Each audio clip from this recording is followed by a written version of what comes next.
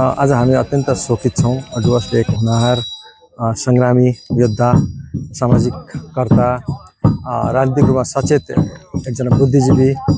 अनि एकजना साहित्यकार गुमाएको छ। मलाई एउटा कुरो भन्न मन लागेको छ यसै उसमा कि 1930, 40, 50 को दशकमा हाम्रा जो योद्धाहरू जन्मनुभयो उहाँहरूले त्यसबेला पढ्न राम्रोसँग पाउनु भएन। त्यसबेला अब पर्याप्त मात्रामा हाम्रो आर्थिक स्थिति पनि राम्रो थिएन। डुवर्सको उहाँको गार्जेनको अथवा अभिभावकको परिवारको स्थिति राम्रो थिएन अनि सबैतिर प्रतिकूल अवस्था थियो। बाटोघाटोहरू थिएन, सम्पर्कहरू थिएन अनि हाम्रो जुन सामाजिक चेतना पनि कमजोर थियो। त्यस्तो समयमा उहाँहरूको जन्म भयो र 50 को दशकमा 1950 मै उहाँ जन्मनु भएर आज उहाँको कृष्णजीको देहावसान भएको छ। र ती व्यक्तिहरूले हाम्रो डुवर्सको जुन रेनेसा भन्छौँ हामी, जुन सामाजिक घडेरी निर्माण, जुन जातीय चेतनाको जागृति ती व्यक्तिहरूले गरे जो आफू स्वयं पढ्न पाएनन्, जो जीवनभर अभावमा बाँचे, जो जीवनभर सङ्घर्ष गरेर बाँचे र ती व्यक्तिहरू जसले आफूलाई त्यो प्रतिकूल परिस्थितिमा पनि आफूलाई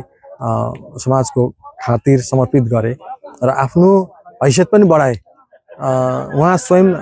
हामीले एउटा अन्तर्वार्ता लिएको थियौँ। हाम्रो अर्को भाइ स्वयं हुनुहुन्थ्यो क्यामेराम्यानको रूपमा र मैले उहाँलाई प्रश्न गरेको थिएँ। हामीले 2022 मा विभूति संवाद भनेर हामीले डुवर्सभरि एउटा अभियान चलाएका थियौँ कि हाम्रा पुराना व्यक्तिहरूको जुन स्मृति छ, उहाँहरूले जुन इतिहास देख्नु भएको छ, उहाँहरूको जुन ओरल हिस्ट्री छ, त्यसलाई हामी क्यामेरामा कैद गरौँ, त्यो इतिहासलाई हामी उहाँहरूसँगै विलिन भएर जान नदिउँ भनेर हामीले एउटा अभियान चलाएका थियौँ डुवर्स नेपाली साहित्य विकास समितिले। त्यो अभियानकै दौरानमा हामी 2022 को मई महिनाको अन्तिमतिर हामी उहाँको घर, यही घर जहाँबाट आज उहाँको अन्तिम शव यात्रा निस्कियो, त्यहाँ हामी आएका थियौँ। र त्यति बेला उहाँलाई मैले प्रश्न गरेँ, तपाईँ कति पढ्नु भएको भन्दा उहाँले म 3 क्लास मात्रै पढेको भनेर भन्नुभएको थियो। र यसरी हामी चाहे हामी हाम्रा अग्रजहरू, अरू अग्रजहरूको कुरा गरौँ हैन, विष्णुप्रसाद गौतमहरूको कुरा गरौँ, अरूहरूको कुरा गरौँ, कृष्णभक्त खड्काहरूको कुरा गरौँ, अरू हाम्रा अग्रजहरू माइला बाउ बाहेकका त्यति बेलाका अग्रजहरू प्राय मरेर 10 क्लाससम्म पढेका उहाँहरू हुनुहुन्थ्यो। तर उहाँहरूले कहिले पनि आफ्नो पढाइलाई त्यो अज्ञानताको कारण मान्नु भएन। आफ्नो औपचारिक शिक्षालाई कुनै पनि ज्ञानसँग नजोडिकन म यस स्कुल पढ्नु पाइनँ र म यतिकै बस्छु भनेर उहाँहरूले गर्नुभयो। उहाँले आफ्नो ज्ञानको वृद्धि सँगसँगै समाजलाई पनि एउटा जागरुक बनाउनु भयो, सामाजिक चेतना पनि उहाँहरूले लिएर हिँड्नुभयो र त्यो प्रतिकूल परिस्थितिमा उहाँहरूले जुन काम गर्नुभयो त्यही कामको आधारमा आज डुवर्सको घडेरी बनिएको छ। डुवर्स त्यो बेसमा, त्यो बलियो जगमा आज डुवर्स उभिएको छ। भलै उहाँहरूभन्दा धेरै कुरा हामीले सुविधाहरू पाएका छौँ, उहाँहरूले भन्दा धेरै एडभान्स एउटा युगमा हामी बाँच्नु पाएका छौँ, तर उहाँहरूले जुन घडेरी निर्माण गर्नुभयो त्यो निर्माणको कारणले गर्दाखेरि उहाँहरूको एउटा विशेष महत्त्व छ। उहाँहरूले कहिले पनि हैन यो समाजमा यो अभाव छ, यो गर्नु सकिँदैन, यो एकदम जटिल स्थितिमा छ, गाडी छैन, घोडा छैन, कहिले चिठी पुग्ने, कहाँ सम्पर्क गर्ने, त्यो कहिले गर्नु भएन। डुवर्सको साहित्यिक, सामाजिक, सांस्कृतिक, जातीय जागृति जम्मै क्षेत्रमा उहाँहरूले काम गर्नुभयो। यस बेला अहिले तितेबाङ्ग्री खोलाको किनारमा छौँ र आज हामीले हाम्रो अति नै प्रिय मार्गदर्शक भनौँ, अभिभावक भनौँ, कृष्णञ्जन गडबडे नामले परिचित उहाँलाई हामीले गुमाएका छौँ। उहाँ भौतिक रूपले आजदेखि हामी माझ रहेनन् र हामी सर्वप्रथम त म डुवर्स नेपाली साहित्य सभाको पक्षबाट, व्यक्तिगत पक्षबाट उहाँको आत्मालाई शान्ति होस् भन्दै म श्रद्धाञ्जली अर्पण गर्दछु, प्रार्थना गर्दछु उहाँको वैकुण्ठमा बास होस् र शोकाकुल परिवारलाई म संवेदना प्रकट गर्दै के भन्न चाहन्छु भने उहाँले जुन हामीलाई बाटो देखाएका छन्, जुन प्रकारको त्यो समयमा उहाँले एउटा आफ्नो चिन्ताधारा यस प्रकारले विकास गरे, उहाँको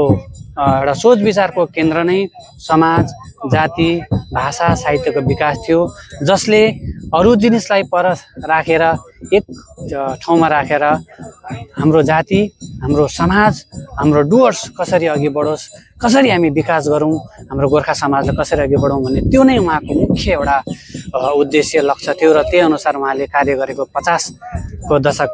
60 को दशकदेखि हामीले सुन्न जान्न पायौँ र व्यक्तिगत रूपले पनि म उहाँसँग धेरै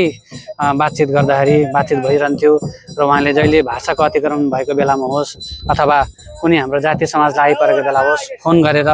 किरण यस्तो भयो लु हामीले संस्थागत रूपमा हुन्छ हामीले यस प्रकारले हुन्छ हामी डुवर्सबाट आवाज उठाउँ यो हामीले अब नेपाली भाषामा हामीले परीक्षा लेख्न पाउँदैनौँ अरे हाम्रो यस्तो प्रकारको हाम्रो जाँदैछ हाम्रो यो कुनै किताबमा पनि कुनै चिज पायो भने उहाँले यो यस्तो भएको छ यो ठिक होइन यो हाम्रो पक्षमा हाम्रो परिप्रेक्ष्यमा यो सान्दर्भिक छैन यसलाई हामीले बसेर मन्थन गरौँ जहिले हामीलाई झकझकाइरहने हामीलाई भनिरहने हामीलाई यसो गरौँ उसो गरौँ भने एउटा हाम्रा प्रेरणाका स्रोत थिए उनी र उनी साहित्यकार मात्रै नभएर एउटा जाति प्रेमी समाज प्रेमी एउटा साँचो भाषा सङ्ग्रामी एउटा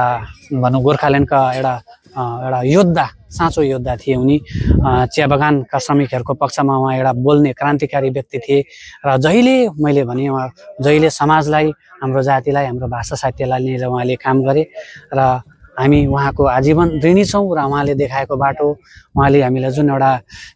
सुम्पिनु भएको छ हाम्रो जाति समाज यो डुवर्सेली गोर्खा समाजलाई कसरी अगाडि बढाउने हामीले त्यो अनुसरण गर्नुपर्छ उहाँको जुन योगदान छ हाम्रो भाषा साहित्य हाम्रो जातिप्रति डुवर्सेली गोर्खा समाजको विकासमा उहाँले जुन कार्य गरेर जानुभएको छ हामी सधैँ उहाँलाई सम्झना गर्नेछौँ र उहाँले देखाएका मार्गमा हामी अग्रसर हुनेछौँ।